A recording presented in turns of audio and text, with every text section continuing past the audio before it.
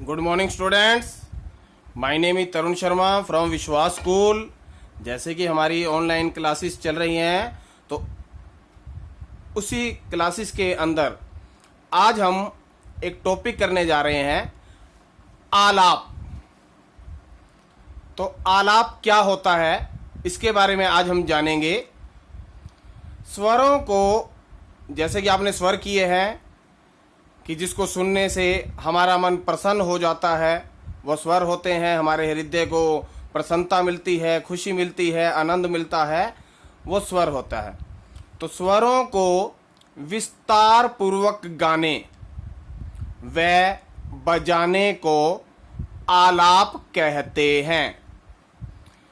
आलाप राग का संपूर्ण दर्शन कराता है।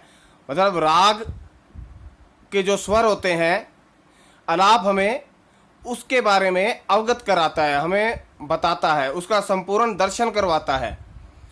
आलाप आवश्यकता अनुसार मींड, गमक, खटका। तो मींड और ये गमक है, ये संगीत के एक शब्द हैं। और खटका तो आपने किया ही है कि जब चार स्वरों को मिलाया जाता है, चार स्वरों का एक गोलाकार बनाया जाता है, तो उसे खटका कहते हैं। गमक जो आपने कर्ण किया है उसी की तरह होता है। जैसे कर्ण में स्पर्श किया जाता है, ऐसे ही गमक में भी स्वर को स्पर्श किया जाता है। खटका आदि का प्रयोग कर सुखद एवं आलाप को क्या है, आवश्यकता अनुसार मींड, गमक, खटका आदि का प्रयोग कर सुखद एवं आनंददायक बनाया जाता है। आलाप मुख्यतः नोम, तोम तथा आकार की आवाज में किया जाता है। आकार जैसे कि उसको एक रूप दे दिया जाता है, तो उसकी आवाज में इसका प्रयोग किया जाता है आलाप का। यह गीत के पूर्व मतलब पहले, अथवा गाने या बजाने के क्रम में, मतलब गीत से पहले होता है आलाप, या जब गाना गाया जाता है या बजाया जाता है तो गीत के बीच में भी इसका प्रयोग किया जाता है। उसके बाद आपको बताए थे कि जब हमने स्वर लिपि की थी तो ख्याल बताए थे आपको कि दो ख्याल होते हैं, एक बड़ा ख्याल और एक छोटा ख्याल। जो बड़ा ख्याल होता है वो आलाप प्रधान होता है, आलाप प्रधान होता है। जो छोटा ख्याल होता है वो कुछ छोटे आलापों से सुसज्जित किया जाता है। दोबारा से एक बार इसको आलाप को कर रहे हैं हम कि स्वरों को विस्तार पूर्वक गाने व बजाने को आलाप कहते हैं। आलाप राग का संपूर्ण दर्शन कराता है, मतलब राग के बारे में हमें बताता है कि राग को कैसे गाया जाता है, बजाया जाता है, उसके बारे में संपूर्ण रूप से हमें अवगत करवाता है। आलाप आवश्यकता अनुसार मींड, गमक, खटका, गमक के बारे में आपको बताया कि स्पर्श जैसे उसमें किया जाता है कण के अंदर, वैसे ही गमक है। खटका कि चार स्वरों को मिलाकर एक गोलाकार बनाया जाता है, वृत्ति बनाई जाती है, वो खटका होता है। तो मींड, गमक, खटका का प्रयोग कर आलाप को सुखद एवं आनंददायक बनाया जाता है। आलाप मुख्यतः नोम, तोम तथा आकार की आवाज में किया जाता है। आकार मतलब उसको एक रूप दे दिया जाता है। तो ये संगीत के एक शब्द है, नोम, तोम, आकार। यह गीत के पूर्व, यह मतलब आलाप, आलाप गीत के पूर्व मतलब गीत से पहले अथवा गाने या बजाने के क्रम में किया जाता है। गीत से पूर्व या जब गाया बजाया जाता है तो बीच में भी इसका प्रयोग किया जाता है, गीत के बीच में। और उसके बाद ख्याल बताए कि बड़ा ख्याल आलाप प्रधान होता है, लेकिन मतलब आलाप प्रधान मतलब आलाप से युक्त होता है जो बड़ा ख्याल होता है। और जो छोटा ख्याल होता है वो कुछ छोटे छोटे आलापों से सुसज्जित किया जाता है, मतलब उसको सजाया जाता है या उसके अंदर निखार लाने के लिए छोटे आलापों का प्रयोग किया जाता है। तो ये हमारा एक टॉपिक था, आलाप। इसके बाद हम करेंगे मूर्छना। मूर्छना क्या होती है?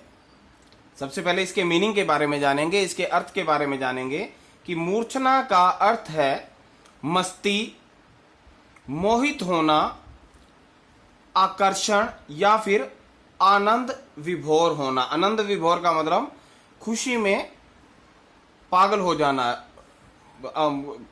कोई खुशी के अंदर रम जाना, उसे बोल देते हैं आनंद विभोर। तो मूर्छना की डेफिनेशन, ये अर्थ है मस्ती, मोहित होना, मतलब किसी चीज के प्रति आकर्षित हो जाना, आकर्षण या फिर आनंद विभोर होना, उसे मूर्छना कहा जाता है। प्रयोगात्मक रूप में वह स्वरावली, स्वरावली होता है जहां मतलब स्वरों का समूह, जिसे सुनकर प्राणी आनंद विभोर हो जाए, मतलब खुशी से पागल हो जाए, तो वो है मूर्छना। तो प्रयोगात्मक रूप में वह स्वरावली जिसे सुनकर प्राणी आनंद विभोर हो जाए, वह मूर्छना है। आगे डेफिनेशन एक और भी दी गई है मूर्छना की, कि क्रम से 7 स्वरों का आरोह अवरोह। क्रम से का मतलब सारे गामा पाधा नी, और इसी को ही उल्टा कर देंगे सानी धापा मागा रेसा। तो क्रम से 7 स्वरों का आरोह अवरोह करने से मूर्छना की रचना होती है, मतलब मूर्छना की उत्पत्ति होती है। आधुनिक काल, आधुनिक काल जो अब समय चल रहा है, तो आधुनिक काल में मींड पुकार। तो मींड क्या होता है, सबसे पहले हमें यह पता होना चाहिए।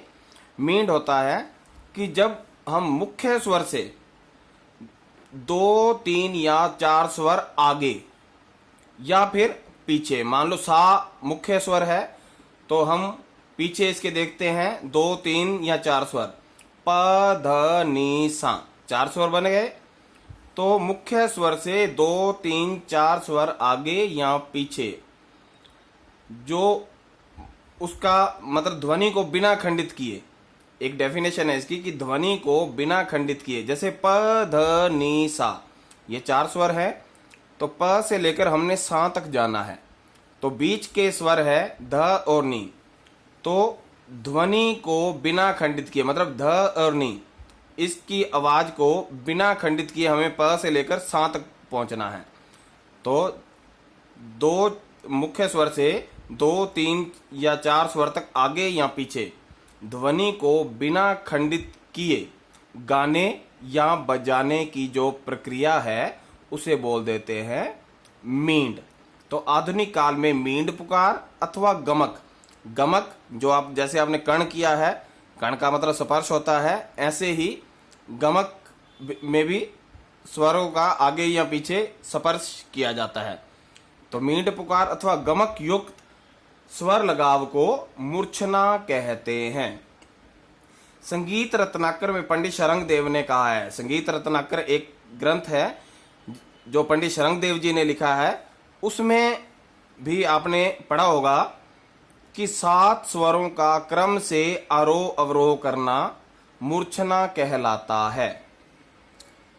और 1 ग्राम से 7 मूर्छनाएं बनती हैं। ग्राम होता है, जैसे ग्राम नाम से पता चल रहा है, संस्कृत का ये एक शब्द है, ग्राम मतलब गांव। गांव किसे कहते हैं, जहां लोगों का समूह रहता है उसे गांव कहते हैं।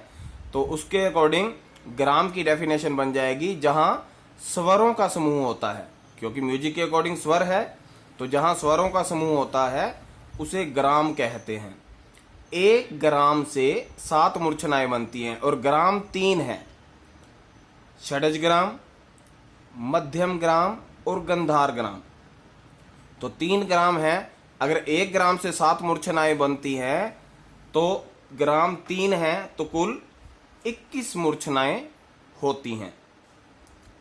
उसके बाद है मूर्छना राग की जन्म भूमि है, क्योंकि मूर्छना में आपको बताया कि स्वरों का आरोह अवरोह होता है, और स्वरों से ही रागों की उत्पत्ति होती है।